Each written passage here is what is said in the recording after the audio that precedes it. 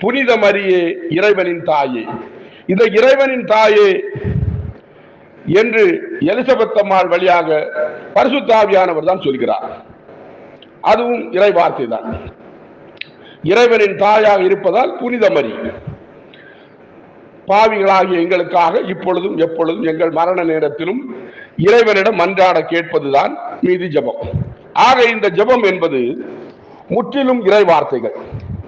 இந்த இறை வார்த்தைகளை நாம் திரும்ப திரும்ப சொல்லும் போது இறைவனின் அருளை அபரிமிதமாக பெற்றுக் கொள்வோம். ஜெபத்தில் தலை சிறந்த ஜெபம் திருப்பலி.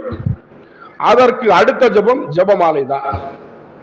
லூக்கா 1:28 மற்றும் லூக்கா 1:42 மற்றும் 43 இந்த 3 இறை வார்த்தைகளையும் திரும்ப திரும்ப சொல்வது ஜெபமாலை ஆகும். எனவே ஜெபமாலை என்பது இறை வார்த்தை ஜெபம். ஒரே வார்த்தை, சிலர் கேட்கலாம், ஒரே வார்த்தைகளை திரும்ப திரும்ப சொல்லி ஜபிக்கலாமா? அப்படி ஜபிக்க பைபிள்ல எங்கேயாவது சொல்லி இருக்கா? அப்படி யாராவது கேட்டா, மத்தேயு நற்செய்தி 26ஆம் அதிகாரம் 44ஆம் வசனத்தில் இயேசு ஒரே வார்த்தையை 3 முறை சொல்லி ஜபித்திருக்கிறார்.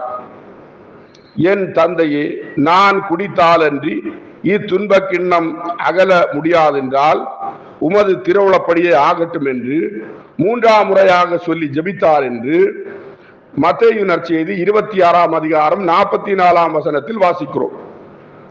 அப்போ ஒரே வார்த்தைகளை திரும்ப திரும்ப இயேசுவே சொல்லி ஜபித்ததனால் நாமும் இந்த இறை வார்த்தைகளை திரும்ப திரும்ப சொல்லி ஜபிக்கலாம்.